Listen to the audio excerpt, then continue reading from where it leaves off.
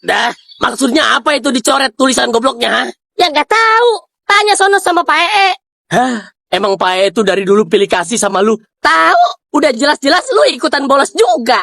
Ya, mungkin dia tahu kali kalau gua itu dihasut sama kalian. Udah lu besok-besok mah nggak usah ikut bolos lah. Ya udah ih. Udah gini aja deh, lu masih mau main gak sama kita? Jangan gitu dong, Bobby. Mau main sama siapa lagi gua? Ya udah makanya jawab. Ya udah iya.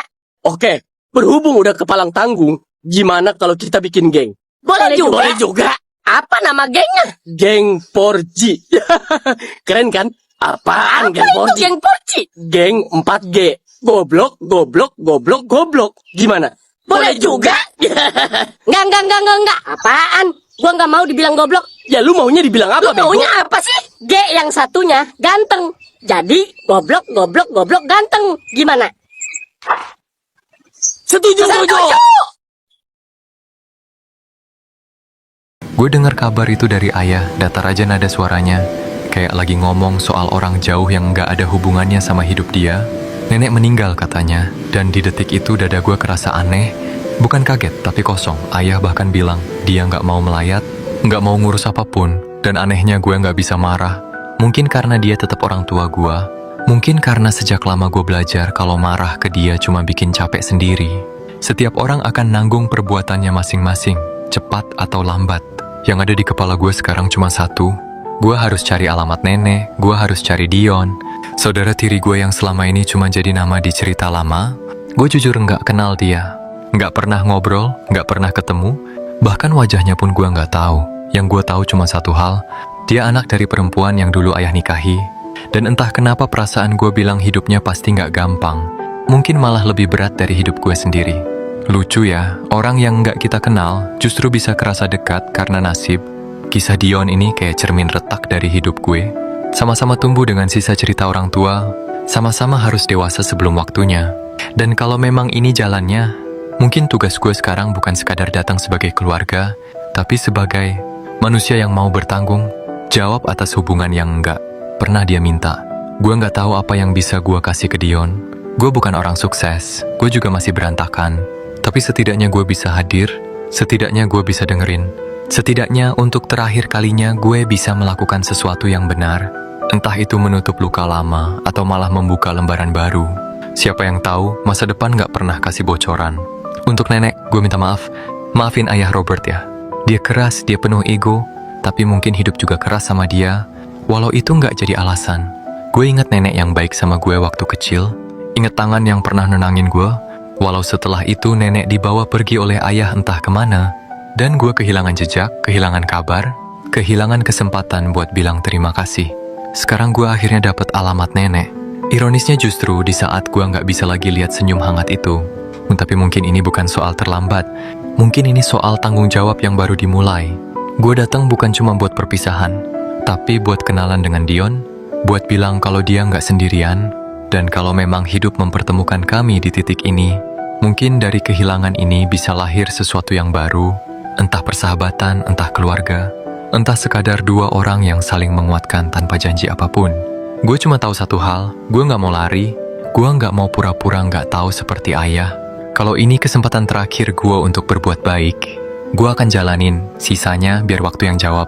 Setelah semua ini, gue mutusin buat ke rumah Kino aja. Kepala gue udah terlalu penuh buat mikirin drama yang nggak ada ujungnya. Setidaknya tugas sekolah itu nyata. Ada yang bisa gue pegang dan selesain.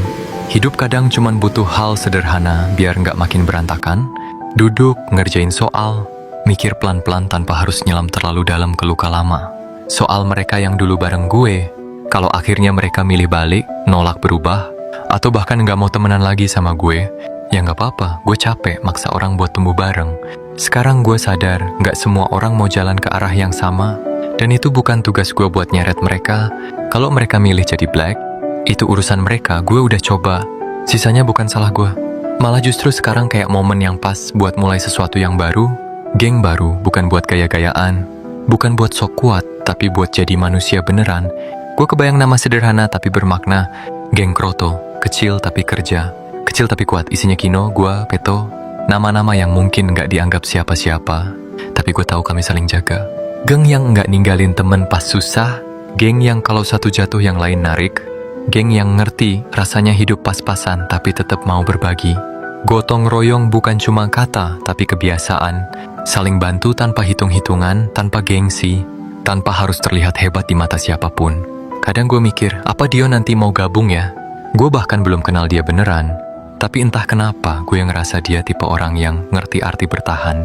Mungkin dia butuh tempat, mungkin dia butuh orang, dan kalau suatu hari dia mau gabung, pintu gue kebuka, karena geng ini bukan soal darah atau masa lalu, tapi soal pilihan buat saling jaga.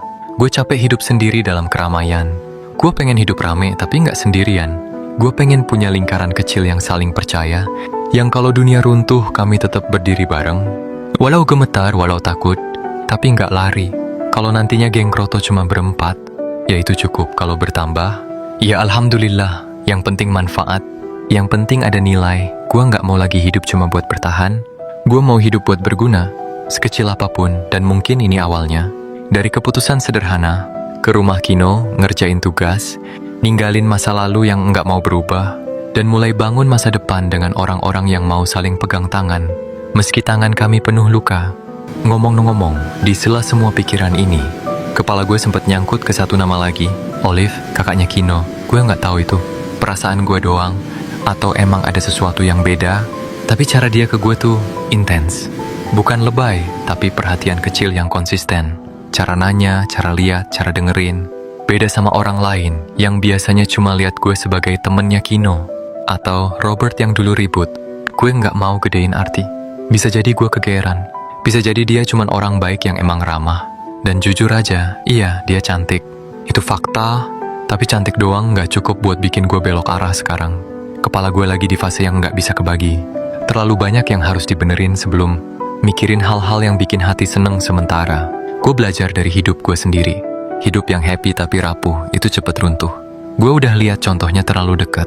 Gue nggak mau nyari bahagia sebelum pondasinya ada. Gue nggak mau naruh orang lain di hidup gue saat gue sendiri masih berantakan. Itu nggak adil buat siapapun. Sekarang prioritas gue jelas, ibu gue. Perempuan yang selama ini diem, kuat, nerima lebih banyak dari yang seharusnya. Gue pengen satu hari nanti, dia bangun tanpa mikir besok makan apa, tanpa nahan capek sendirian. Gue pengen dia senyum bukan karena maksa, tapi karena lega. Dan itu nggak datang dari pacaran atau pujian orang. Itu datang dari tanggung jawab yang diberesin pelan-pelan. Kalau nanti waktunya datang, kalau hidup gue udah lebih rapi, kalau gue udah berdiri tanpa goyah, mungkin gue baru berani buka ruang buat rasa. Entah itu Olive atau siapapun. Tapi sekarang bukan waktunya. Sekarang waktunya kerja. Waktunya belajar. Waktunya jadi laki-laki yang bisa diandelin, bukan cuma disukai. Dan anehnya, mikir kayak gini bikin gue lebih tenang. Nggak ada kejar-kejaran sama bahagia palsu. Nggak ada FOMO soal hidup orang lain. Gue jalan di jalur gue sendiri. Pelan, berat, tapi jujur. Kalau Olive emang punya rasa, gue harap dia ngerti. Dan kalau enggak, ya enggak apa-apa. Hidup enggak selalu soal dibalas. Kadang cukup tahu diri sendiri lagi tumbuh ke arah yang benar. Dan malam ini, dengan semua keputusan yang gue ambil, gue ngerasa